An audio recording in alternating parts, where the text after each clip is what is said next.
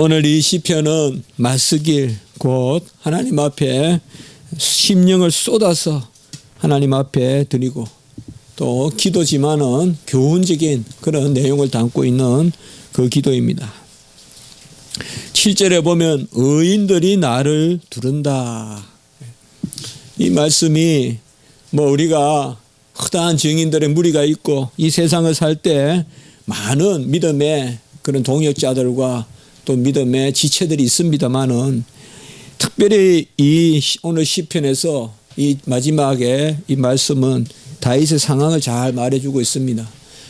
아무도 없다 이 말이에요. 4절에 보면 나를 아는 이도 없고 피난처도 없고 내 영혼을 돌보는 이도 없는 이 적막하고 이 고적한 상태입니다 지금. 그리고 쫓기고 쫓겨서 이제 더 이상 갈 데도 없는 여러분들이 그 강야의 굴을 가보면 아시겠지만은 굴에 숨었다는 것은 이제는 끝났어요. 이제 막바지 지가 고양이한테 몰려서 막바지 이제 코너까지 들어가가지고 갇혀 있는 거예요. 이제는 굴을 뚫고 나갈 수도 없고 거기 앞에 진치고 있으면 그냥 안에서 굶어 죽는 거고 지금 그런 상황이 된 것입니다. 아무도 도울 자 없고 그 상황에 의인들이 나를 두르리다. 그래서 오늘 이 시편의 노래는 아주 이 극박한 그 가운데서 다윗이 하나님께 어떻게 간구를 했는가 그것을 우리에게 말씀해 주고 있는 것입니다. 한날 날에 우리가 믿음을 보겠느냐. 정말 우리가 우리 자신을 잘 모른다는 게 이런 부분이잖아요. 어려움을 겪어보면 내 자신이 보이잖아요. 내가 얼마나 약한지 또 내가 얼마나 변덕스러운지 그리고 진짜 내가 뭘 원하는 건지 나는 기회주의적인 그런 속성은 없는지 정말 그런 걸 생각해 볼 수가 있거든요. 평소에 말은 쉽게 하는데 나는 이래야 된다 저래야 된다 우리는 저래야 된다 하는데 환난을 겪어보고 어려운 상황이 있어 보면 정말 내가 배가 고픈데 우상의 떡에 손을 안 댈지 내가 진짜 빈공한데 악인의 재물에 내가 그 상에 동참하려고 하지 않을 건지 이런 것은 우리가 사실 환난을 겪어봐야 아는 거거든요. 그런데 이 믿음의 가장 이 빛이 환난 날에 난다는 거죠. 평소에 믿음의 우열을 다투는 것이 아니라 이 환난 날에 보면 이 믿음이 정말 영롱하게 믿음이 빛나고 말이죠. 그래서 믿음의 용장들이 믿음의 일꾼들이 이 환난 날에 보면 성경에도 보면 이 믿음의 그런 걸출한 믿음의 일꾼들이 환난 날에 있다. 평화로운데 믿음이 있다기보다 어떻게 보면 우리는 매사가 다 만사가 하나님의 섭리라고 봤을 때 하나님의 일꾼을 환난을 통하여서 하나님이 세우시고 또 그런 것을 오히려 볼 수가 있죠. 무엇보다도 환난 날의 믿음은 첫째로 자기 자신을 보아서 절망에 빠지지 않는 것 이것이 참 중요한 것 같아요. 오늘 시편에도 전편에 이런 내용이 흐르고 있는데요. 먼저 우리가 정리해 본다면 이 환난 날의 믿음은 나를 보아서 절망하지 않는 거죠. 그러니까 관점을 어디에 두냐 이 말이에요. 그러니까 내가 할 수 있느냐 내가 이 여건을 헤쳐나갈 수 있느냐 내가 과연 옆에 사람이 있느냐 나를 도울 손길이 있느냐는 그런 환난 날의 첫 번째 우리가 생각해 볼 것은 환난 날의 믿음은 나를 돌아보아 절망하지 않는 것입니다. 나를 돌아봤을 때 결국은 절망하거든요.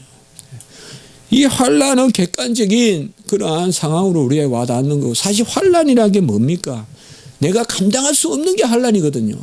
그런데 나를 본다. 이건 절망이 기다리고 있다는 거죠. 그리고 두 번째는 환난의 믿음은 뭐냐? 결국 첫 번째와 다름이 아니라 그러한 나를 쳐다보지 않고 두 번째는 여호와께 맡기는 것. 그러니까 환난 날의 믿음은 어떻게 보면 여호와께서 영광을 받으시기 위한 여호와만 의지하고 나만 바라라. 주만 바라보라고 환난을 주시는 것입니다. 우리가 보면 시골에 농사를 지어봐도 우리가 어릴 때 보면 그 물이 남을 때는 잘 몰라요. 예, 봄에 물이 지벅지벅 할 때는 그 물이 중요한지 몰라요. 그래서 뭐, 예, 우리가 모판에서 모를 심고 또 피를 뽑고 할 때 어떨 때는 막 물이 많은, 예, 그런 뭐 문온이라고 해요. 그걸 문온. 예, 물이 많은 논도 있어요. 그런데 이게 이제 여름에, 옛날에는 여름에 필히 가뭄이 와요. 예, 관계 시설이 잘 안 돼 있기 때문에. 그러면 그 여름에 이 가뭄, 이게 어떻게 이제 내느냐. 이게 참 그날 그의 농사의 아주 관건인데, 그 여름에 가뭄이 되면 그때 이제 물을 알아요. 예, 물이 얼마나 귀한 것인지.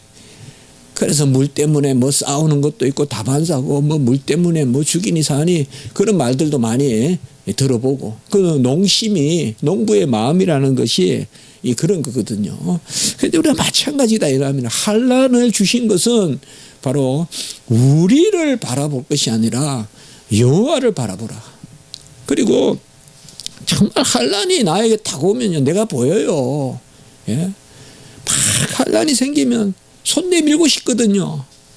좀 뭐 더러운 것도 손 내밀고 싶고, 또 내가 그냥 어디 대충 무릎도 꿇어보면 어떻게 뭐 밥이라도 생기면 한번 그래라도 살아보고 싶고, 그런 것들이 나온다고요, 우리 속에. 그게 나와요. 예? 뭐 평소에는 근심하지 말고 뭐 내일 일을 하나님께 맡기고 하면서도 막상 환난을 겪어보면 얼마나 우리가, 예? 그걸 알 수 있거든요. 바로 다윗의 지금 모습이 뭐냐. 다윗은 사울의 군사에 쫓겨, 오늘 이 시편은 정확한 역사적 배경을 가지고 있습니다. 다윗이 굴에 있다라고 할 때 우리는 다 알죠. 이게 아둘람 굴이다 이 말이에요. 아둘람 굴, 강야의 그 굴에 쫓겨서 이르렀다. 아까도 제가 말씀을 드렸지만은 뭐 굴이 안전하고 뭐 여기는 그냥, 예? 괜찮고 시원하고 그게 아닙니다. 굴은 이제 끝까지 몰린 거예요. 코너에 완전히 몰린 거예요. 굴은 치고 나가는 곳이 없어요. 굴이 여기서 저까지 관통하는 뭐 오늘날 터널 같은 게 아니에요. 굴은 들어가는 문이나 나오는 문이나 똑같아요. 굴은. 예? 이 문으로 들어갔다 저 문으로 안 나온다고요. 그 말이 뭔가 하면 거기에 갇혔다는 것은 사실상 이제는 끝났다는 거예요. 더 이상 무슨 방법이 없어요. 뭐, 예? 흙이면 파기라도 하겠지만 돌을 어떻게 잘라내고 나오겠어요. 거기에 굴에 갇혔다. 도망할 것도 없고, 또 도망도 도망이지만 이미 이 다윗은 우리가 보면 먹을 것이 없어가지고, 예? 뭐 우리가, 예, 그 기사도 나오고 하지만은 이미 지쳐 있어요. 예. 지쳐 있고 또 숲을 이런데 또 자고 뭐 이렇게 했기 때문에 이 지쳐 있다고요.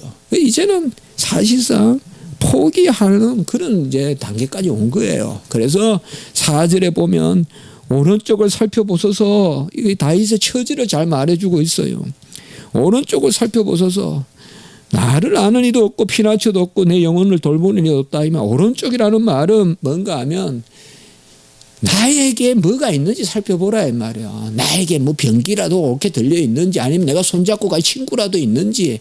바로 여기 오른쪽은 뭐냐 하면 내 의지가 될 게 뭐가 있는지, 나한테 뭐 속한 게 있는 게 살펴보소서 하나님이요. 나는 어떤 사람이냐 이 말이야. 첫째로는 나를 아는 이도 없다, 이렇게 이야기하고 있습니다. 아무도 나를 모른다 이 말이죠. 좋을 때는 다 안다고 합니다만은 어려우면 아무도 모른다 합니다. 그만 아시면 돼요, 여러분들. 좋을 때는 다 안다 하지만 어려울 때는 선을 긋기에 바빠요. 언제 우리가 한 울타리에 있었냐 할 정도로 나와 무관한 사람으로 자꾸 이렇게 한다고요.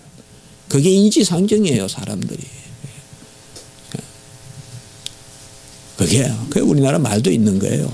산같이 개가 죽으면, 정석집 개가 죽으면 들썩들썩거려도 정성이 죽으면 아무것도 없다 이 말이죠. 그게 꼭 맞는 이야기예요, 사실. 어렵고 뭔가 그 사람한테 뭐 기 나올 게 있어야 사람이 아는 척. 우리 베드로가 왜 주님을 모른다 얘기하겠어요? 얼마나 프라이드겠어요. 주님이 기적도 행하고 막 자랑하겠죠. 그러나 주님이 처참하게 누가 봐도 그 권능은 다 어디 갔냐. 저분이 그분 내가 따라다니던 분이 맞냐? 예? 주님이 환난을 겪을 때는 모른다고 3번이나 부인하잖아요.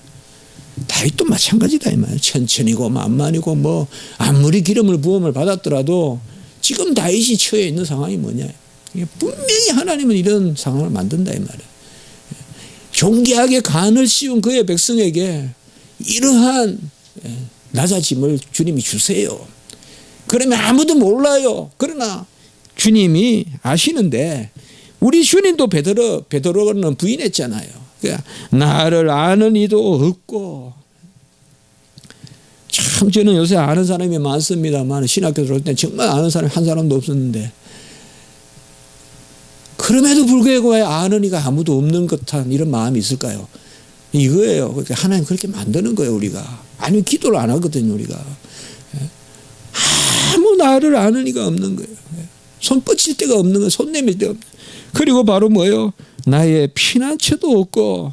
여기 피난처란 말은 미래에 소망이 없다는 거예요. 이 피난처가 없다는 말이 뭐예요? 여러분들 피난처라는 것은 미래를 기약하는 장소잖아요.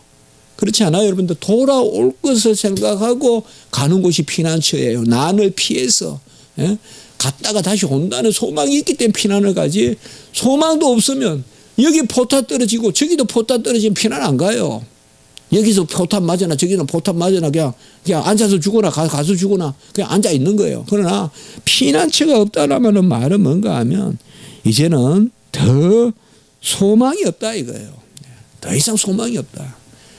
아마 다윗 같으면 스스로 자기 목숨을 취하지는 않지. 정말 그야말로 자살하지는 않지만 이제는 막 죽었으면 싶을 마음도 생길 수 있어요. 예. 안 그렇겠어요? 그까지 쫓겨 들어가가지고 굴속까지 들어가 있고, 예. 막 다윗 사울의 그 정병들이 와가지고 자기를 에워싸고 있고 말이죠. 그 가운데 나의 피난처도 없고, 참 구세주 나를 구해 주실 그 피난처도 없고, 그리고 세 번째는 바로 내 영혼을 돌보는 이도 없나이다 라고 이렇게 말하고 있습니다. 이것은 어떻게 보면 하나님이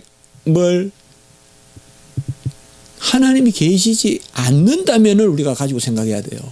하나님이 계시지 않는다면 나를 아는 이도 없고 나의 피난처도 없고 내 영혼을 돌보는 이도 없나이다. 이게 영혼은 네페시는 생명이에요. 한마디로.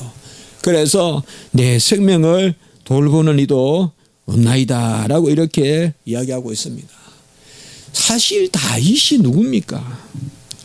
그는 소명을 가지고 있는 사람이요 또 여호와의 약속을 받은 사람이에요. 그 언약의 백성이란 말이에요. 왜 언약의 백성이 이렇게 아무것도 없다는 고백을 하게 만드냐 하나님은. 한 가지가 있어요. 약속이 있고 소명이 있고 또 하나님의 뜻을 이루는 사명이 있다 이 말. 주신 사명이 있다 이 말. 이 다윗은 분명히 기름 부음을 받았어요. 우리는 그걸 항상 기억해야 돼요. 다윗이 쫓기기 전에 사무엘을 통하여 기름을 부었다는 걸 우리가 아셔야 돼요. 기름 붓기 전에 고생시켜서 인간 만들어서 기름 부을 게 아니라는 걸 알아야 돼요. 우리는. 주님은 먼저 기름을 부으시고 그 언약과 그 약속 가운데 훈련시키는 거예요. 그래서 사실상 훈련시켜서 하나님의 백성 만드는 게 아니라 불러들여서 하나님의 백성으로 훈련시키는 거예요. 그게 우리 성도의 생활이에요. 먼저 기름을 부어주세요. 인치세요. 그리고 그에게 훈련시키신다 이 말이에요. 아마 우리가 다윗의 입장에 한번 됐다고 해보세요. 뭐가 있어요 다윗에게 지금. 다윗에게는 하나밖에 없어요. 여호와의 기름 부으심과 소명밖에 없어요. 그리고 그 자신이 언약의 백성이라는 거. 이거밖에 다윗에게는 없어요. 자, 그러면 우리가 다윗의 상황을 생각할 때 우리가 다윗이다라고 생각했을 때 아무것도 없다. 4절에서 아무것도 없다. 그래서 우리가 아까 7절에도 봤지만 의인들이 나를 두루이다. 이게 마지막 하나님 앞에 토로한 말씀인가 보면 이것은 엘리야와 비슷하다 이 말이에요. 의인도 한 명도 없고 이 시대에 지금 그런 분위기예요. 지금 다윗은 아무 의인도 없고 내가 이 굴에서 나가봤자 의인도 없고 그런 상황이요. 그러나 이제 기도하는 가운데서 하나님이 엘리야를 위하여 7천을 세웠듯이 나를 위해서도 의인들이 나를 두르리이다. 여호와의 정병들이 있을 것이다. 이렇게 지금 하나님 앞에 내어놓는 것입니다. 우리는 한 가지를 생각해 볼 수 있습니다. 이 다윗에게 초지일관 다윗을 붙들어 매는 것. 다윗이 기름 부음을 받았을 때 그때부터 또 다윗이 이런 많은 고난을 겪고 통일 왕국을 이루고 정말 큰 임금 아니에요. 무슨 전쟁만 잘한 것도 아니고 성품이 있고 또 찬미를 하고 이 큰 다윗의 왕을 세운 것은 한 가지 우리가 처음부터 끝까지 다윗에게 한 가지가 있었던 게 있어요. 이건 우리는 선물로 생각해야 돼요. 그게 바로 중심이다 이 말이에요. 중심. 다윗에게 여호와는 중심을 주셨어요. 중심이 다윗에게 있는 것이라고 생각하면 안 돼요. 우리는 중심을 주시고 중심을 보시는 거예요. 중심을 주신 분은 여호와세요.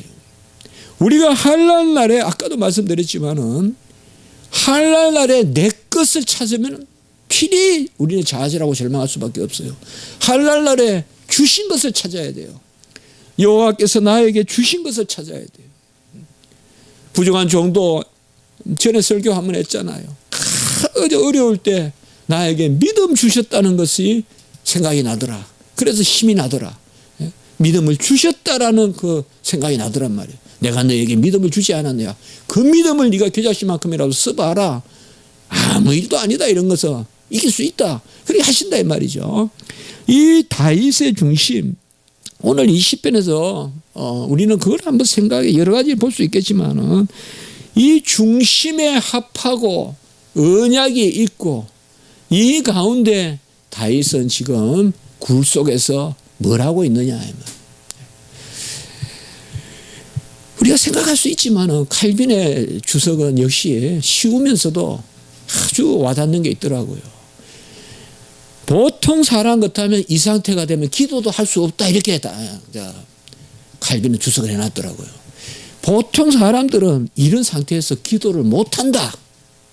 우리가 어려울 때 기도할 것 같은데요. 기도 못한다.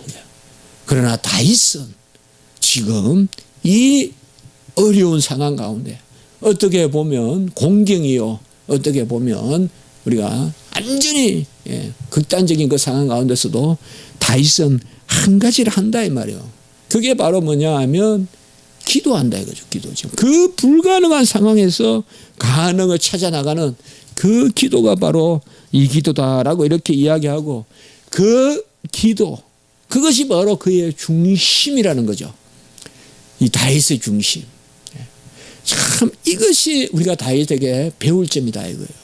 실수들 해요. 그렇지만은 그 중심이 실수를 회복시켜 주시는 거예요. 그 밧세바에게 마음이 쏠리고 밧세바에게 악행을 하고 우리에게도 그런 악행을 저지르지만은 즉시 중심이 다윗을 끌어당기는 걸 볼 수가 있어요. 그래서 하나님이 다윗은 그야말로 사랑한 그러한 하나님의 백성이다 이 말이에요. 이 중심이 합한 것이 특별히 우리가 어디에 나오느냐. 저는 어렵게 우리가 생각하지 않아도 되는 거예요. 환난 날에 기도할 수 있느냐 기도할 수 없느냐. 여기에서 저는 믿음의 표가 난다고 생각해요. 환난 날에 기도할 것 같아도 환난 날에 조바심 내고 돌아다니고 찾아다니고 기웃기웃거리고 더 그래요. 더 그렇다고요 우리가. 환난 날에 기도할 수 있으면 사실 그 환난도 아니에요 사실상.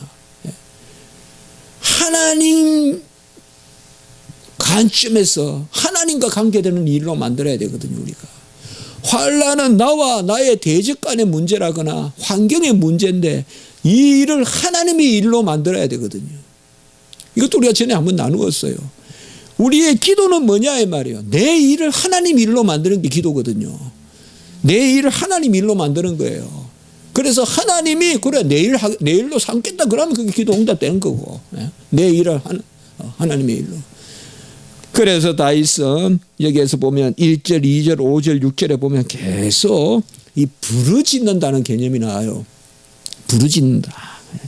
저는 오늘 이 시편을 이렇게 조금 설교문이라고 작성해 보면서 제가 마음에 많이 그런 동함이 있었던 것은 다른 게 아니라 정말 현실적으로 참 어렵다 걱정하고 불평하고 예상하고 또 그것에 대해서 지레 겁을 먹고 하지 정말 부르짖느냐 이 말이에요. 우리가 이걸 한번 생각해 봐야 된다 이거예요.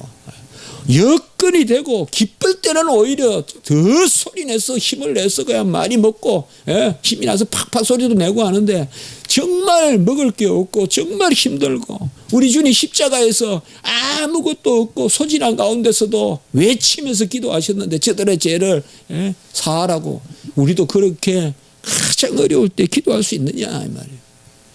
이거 한 가지만 생각해 보자 이거죠. 할날 날에 기도하는 지금 다윗이 굴에 갇혔다. 지금 자꾸 그 생각이 나는 거예요. 고양이가 앞에 딱 굴 앞에 있어요 지금. 쥐구멍 앞에 있는 거예요 이제는. 쥐가 나오면 잡아먹는 거예요. 잡아나오면 근데 다 기다리는 고양이가 쥐구멍까지 안 들어가요. 쥐가 달가들기 때문에. 꼭 그 옛날 말이 딱 맞아요. 거기에서는 고양이도 쥐한테 함부로 발톱을 안 내밀어요. 쥐가 그냥 확 달아들거든요. 그 상태예요 지금. 그런 상태에서 오늘 보면 1절에 소리내어 부르짖고 소리내어 여호와께 간구하고 또 2절에도 보면 그의 앞에 토로하고 그의 앞에 진술하고 그리고 5절에 보면 부르짖어 말하기를 그리고 6절에 보면 부르짖음을 들으소서. 우리가 시편에 계속 나오는 이 부르짖음이라는 개념, 이 부르짖음이 오늘 가장 많이 나옵니다. 그러니까 가장 어려운 상황에서 다윗이 이때보다 더 어려운 상황이 있었을까요? 물론 블레셋에서 뭐 당하고 이런 상황이 있었지만 그거는 풀어나갈 수 있는 조건이 돼요. 지혜를 가지고. 그러나 한번 생각을 해보라고요. 지금 한 사람은 자기를 죽이려고 하고 그것도 악신이 들려가지고 지정신이 아니에요. 장인이 자기를 죽이려고 이미 창을 던진 사람이에요. 자기를 죽이려고 하고 뒤에 형편은 뭐예요? 바위가 떡 붙어서 더 이상 나갈 곳도 없고 이제는 굴에 갇혀서 여기에서 다윗이 부르짖었다. 사실상 이 부르짖음이 중심에 합한 자들의 그런 모습이 아닌가. 정말 우리가 기도할 수 있어야 그게 중심에 합한 것이지 헤아리고 따지고 그게 중심이 뭔 것이다 이 말이죠. 오늘 저는 특별히 이 다윗을 유지시켜주는 이 중심이 바로 부르짖음 아닐까 이렇게 한번 생각해 보는 것입니다.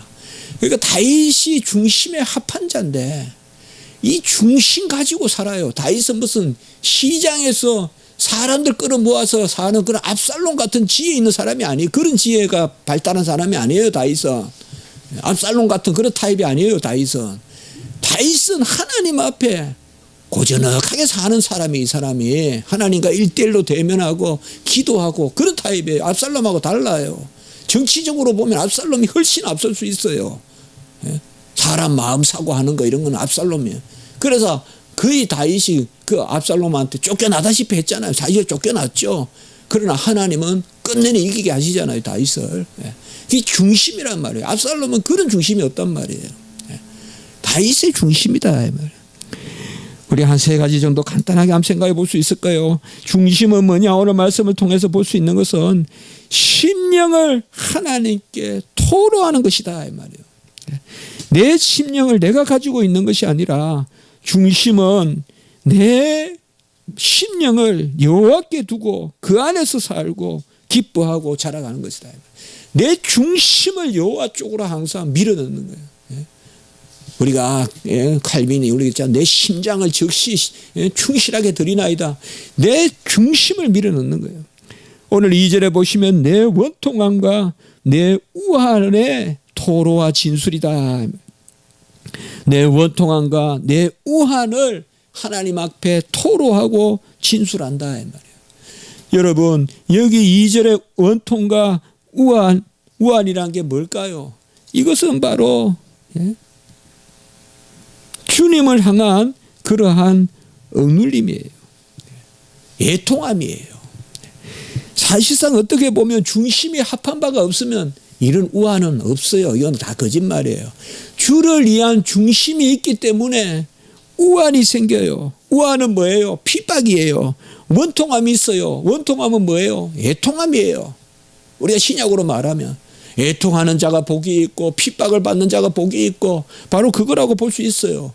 그 내 원통함과 내 원통함, 내 애통함과 내 우환, 바로 내 핍박, 환난을 여호와께 맡긴다. 중심이 어긋난 사람은 이런 것도 없어요. 중심이 어긋난 사람은 이런 원통함, 우환도 없어요. 왜요? 더불어 살면 되니까 그냥 맞춰서 살면 되고. 그러나 주의 종은, 주의 백성은 이 원통함과 우환이 있어요. 세상에 길이 보여도 안 가는 거예요. 그쪽으로. 뭐 금방 들어가면 되는 그런 길이 보여도 그게 곧 좋아 보여도 사망의 길이란 걸 알기 때문에 끝내는 그리 안 가는 거예요. 그게 중심이 합한 거예요. 주를 향한 억눌림. 엘리야와 바울과 같이 말이에요. 근심이 내게 있다 그랬잖아요. 바울도. 그 주를 향한 근심이에요. 바울의 최고 큰 근심이 뭐예요? 바로 주의 사역을 위한 근심을 했단 말이에요. 주의 백성을 근심하고 말이에요. 엘리야도 그런 근심이 있었죠. 두 번째 이 중심은 뭐냐? 바로 영혼의 생명의 길이다. 내 생명을 맡기는 것이다. 이 말이에요. 오늘 말씀해 보면 3절에 내 영이 내 속에서 상할 때에도 여기 루아흐, 보통 우리가 구약에서 영으로 번역되는 경우는 이 호흡이라는 뜻의 루아흐를 많이 쓰고요. 내 호흡이 내 속에서 상할 때, 내 영이 내 속에서 상할 때, 그리고 7절에 보면 내 영혼을 옥에서 이끌어내서, 여기 옥이란 개념은 우리가 베드로전서 3장 19절에 보면 옥중에 있는 연들에게 말씀하셨다고 했잖아요. 여기 옥이란 말은 죽음, 소홀이라고 볼 수 있어요. 그렇게 보면 바로 7절에 내 영혼, 이건 네페시예요.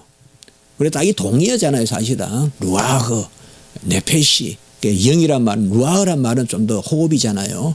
네페시, 이건 이제 생명, 네페시도 호흡이라고 볼 수도 있고요. 생명이거든요. 그래서 내 영과 내 영혼을 옥에서 건져내라. 그래서 다윗의 기도는 중심이 합한 자의 삶은 뭐냐 하면 육체의 생명이 아니라 영혼의 생명을 여호와께 간구하는 자다. 육체를 죽이고 살리는 그러한 건세를 두려워하지 마라 그랬잖아요. 우리 주님이. 영혼을 죽이기도 하고 살리기도 하는 여호와를 두려워하라고 했잖아요. 그 여호와를 우리가 의지해야 된다. 그래서 중심이 합한 바는 뭐냐 이 말이에요. 우리의 관점의 문제다 이 말이에요. 지금 다윗은 내 영의 소원에, 내 영의 간구를 드리는 거예요. 내 영을 상할 때에도 주께서 내 길을 아신다. 그리고 내 영혼을 옥에서 이끌어내사라고 이렇게 말하고 있습니다.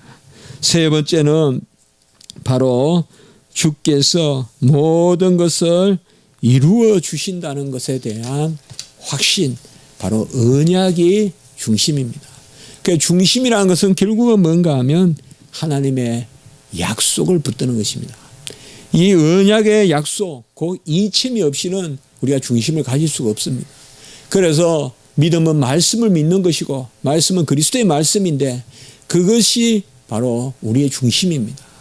중심이라는 것이 그저 심지가 굳어서 중심이 아니라 이 말이에요. 말씀을 우리가 붙들어야 돼요. 언약을 붙들어야 돼요. 오늘 특별히 7절에 보면 주께서 나에게 갚아주시리니 라고 이렇게 말하고 있어. 다윗에게 갚을 게 뭐가 있어요? 우리 주님께서. 이것은 주님의 행사를 뜻하는 거예요. 주님이 약속하신 자를 부르시고 약속하신 자에게 연단을 주시고 약속하신 자에게 갚아주신다 이 말이에요. 이게 바로 언약이에요. 하나님의 믿는 백성, 명령하신 분이 이루시는 그 하나님의 말씀을 붙드는 것. 그래서 오늘 특별히 4절에 보면 4절에서 내 영혼을 돌보는 이가 없다라고 말하는 것은 없는 것이 아니라 하나님이 이제 내 영혼을 돌보신다 이 말이에요. 지금 이 당연히 이게 시편이 그가 지금 강구니까 나를 아는 사람도 없고 피난처도 없고 내 영혼을 돌보는 이도 없는데 주님이 지금 나를 그렇게 하신다 이 말이에요. 여러분 소명을 믿으십시오.